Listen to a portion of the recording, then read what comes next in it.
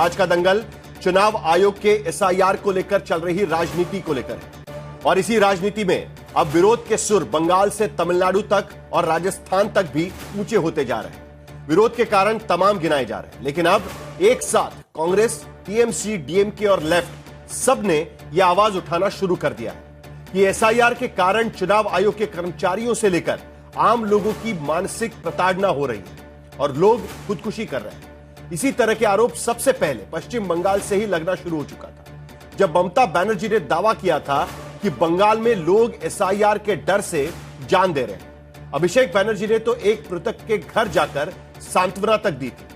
अब पश्चिम बंगाल की मुख्यमंत्री ममता बनर्जी ने एक बार फिर से एसआईआर को लेकर चुनाव आयोग को एक चिट्ठी लिखी है।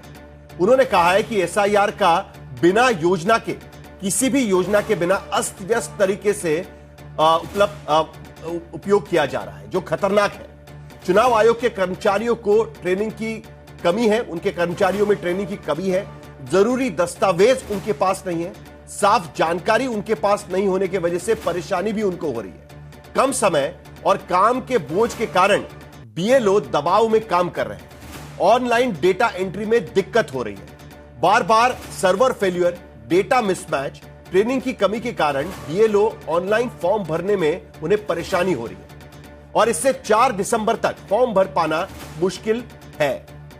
उनका कहना है कि यह संभव ही नहीं। दबाव या सजा के डर से बीएलओ गलत या अधूरी एंट्री जमा कर सकते हैं या तो कर भी रहे हैं और टाइमलाइन बढ़ाने के बजाय पश्चिम बंगाल के सीईओ डरा धमका रहे हैं कि जल्द से जल्द यह प्रक्रिया पूरी की जाए और इसी दबाव के कारण बीएलओ आत्महत्या तक कर रहे हैं, क्योंकि 3 साल का काम 3 महीने के भीतर कराया जा रहा है। चुनाव आयोग के नाम ममता बनर्जी की इस चिट्ठी का लब्बो-लुबाब यह है कि चुनाव आयोग ने जो टाइमलाइन फिक्स की है उससे ठीक तरीके से एसआईआर होता दिख नहीं रहा है। दूसरी ओर चुनाव आयोग दावा करता है कि करीब 100% फॉर्म वोटर्स तक पहुंच चुके हैं और उसके बाद अब उनका डिजिटाइजेशन भी किया जा रहा है।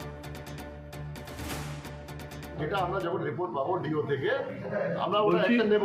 এটা তো ইসিআই দেখবে না, এটা সিও তো এটা কোনো রোল নেই এর মধ্যে। এসআইআর ডিক্লারেশন ইসিআই পাওয়ার আছে, সিও তো এটা ও আছে, অফিসার আছে, ইসিআই ডাইরেকশন অ্যাপ্লাই করতে হচ্ছে সিও के ডিও के। ऐसा पॉलिसी डिसीजन মধ্যে সিও নেই। খুব ভালো প্লিজ ভাই খুব ভালো।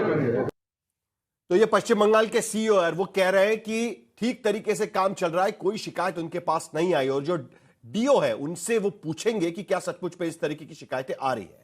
तो पश्चिम बंगाल के सीईओ कहते हैं कि एसआईआर ठीक तरीके से चल रहा है। हालांकि टाइमलाइन को लेकर चुनाव आयोग के अधिकारी कर्मचारी कुछ नहीं बोल रहे हैं, लेकिन एसआईआर में टाइमलाइन बढ़ाने की मांग सिर्फ ममता बनर्जी की नहीं है, बल्कि कांग्रेस भी कर रही है। गुजरात में चल रहे एसआईआर में कांग्रेस ने भी टाइमलाइन बढ़ाने की मांग कर डाली है।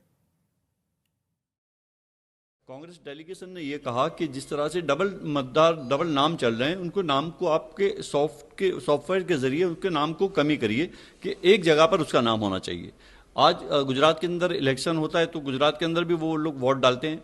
अगर दूसरे स्टेट के अंदर अगर उनका नाम चलता है, वो मतदार वहाँ का है तो वहाँ भी वोट डालने जाते हैं। तो मैं समझता हूँ कि इस तरह से जहाँ पर जो अधिकारी को अमुक चीज़ों का पता नहीं है, तो हमने बताया कि इस तरह से ये होना चाहिए जहाँ के जो प्रॉपर है उसको गुजरात में रहना, तो गुजरात का मतदार का अधिकार होना चाहिए। हालांकि एसआईआर को लेकर सूबे सूबे संग्राम मच चुका है। पश्चिम बंगाल में तमाम बांग्लादेशी एक तरफ एसआईआर के डर से भागते हुए दिखाई दे रहे हैं, उसकी तस्वीरें भी हमें बशीरहाट और बाकी इलाकों से आ रही थी।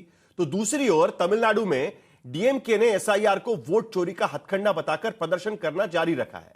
अब तो बिहार की हार को एसआईआर का नतीजा बताकर कांग्रेस पार्टी राजस्थान में जोरदार प्रदर्शन तक कर रही है।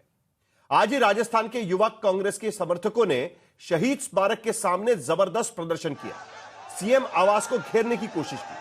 कांग्रेस कार्यकर्ताओं के साथ पुलिस की धक्का मुक्की से लेकर वाटर कैनन के इस्तेमाल की तस्वीरें भी आई और 150 से अधिक कार्यकर्ताओं को हिरासत में भी लिया गया।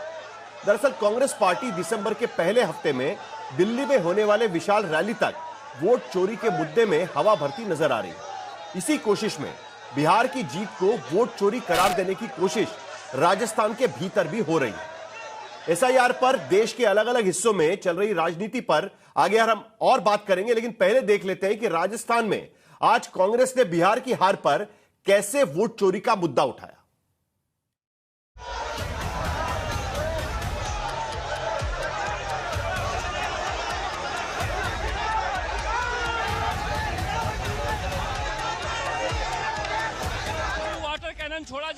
ये यूथ कांग्रेस का प्रोटेस्ट है, जहां पर आप देख सकते हैं यहाँ पर एसआईआर के खिलाफ जिस तरह से इनका आरोप है कि बिहार में जनमत को लूटा गया है, उस एसआईआर के खिलाफ ये प्रदर्शन कर रहे हैं, जहां पर इस तरह से वाटर कैनन छोड़ा जा रहा है। यूथ कांग्रेस के कार्यकर्ता हैं, यूथ कांग्रेस के राष्ट्रीय अध्यक्ष उदय भानु चिप भी आए हैं और यहाँ विधायक जो हैं अध्यक्ष अभिमन्यु पुनिया वो भी हैं। आप इस तरह से दृश्य देख सकते हैं जहां पर ठंड का मौसम है, हालांकि गुलाबी धूप भी है, मगर इसके बावजूद यहाँ पर जो वाटर कैनन की बौछार की जा रही है यूथ कांग्रेस के कार्यकर्ताओं को यहाँ से हटाने के लिए। ये शहीद स्मारक पर प्रोटेस्ट कर रहे हैं। इनका कहना है कि एसआईआर के जरिए वोट काटे जा रहे हैं और फर्जी वोट जोड़े जा रहे हैं, जिसके खिलाफ ये यहाँ पर प्रदर्शन कर रहे हैं। तो ये दृश्य आप देख लिए किस तरह से जयपुर में यूथ कांग्रेस यहाँ पर प्रोटेस्ट कर रहा है, जहाँ पर ये पानी में भीगते हुए यूथ कांग्रेस के कार्यकर्ता हैं जो यहाँ पर प्रोटेस्ट कर रहे हैं और ये मांग कर रहे हैं कि एसआईआर को तत्काल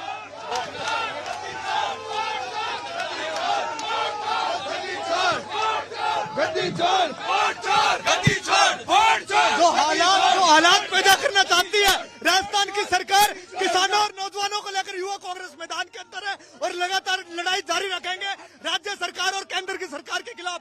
एसआईआर और किसान और नौजवान विरोधी सरकार के खिलाफ युवा कांग्रेस पूरे देश के अंदर एक है। ये इस तरह से वाटर कैनन देखो, दो हालात राजस्थान की पुलिस की लाठी को आगे करके दबाना चाहती है, युवा कांग्रेस का कार्यकर्ता दबेगा नहीं। देश में वोट चोरी कर रहे हैं, उसके खिलाफ युवा कांग्रेस का जंगी प्रदर्शन है। इन लोगों ने देश के लोकतंत्र को खतरे में डाला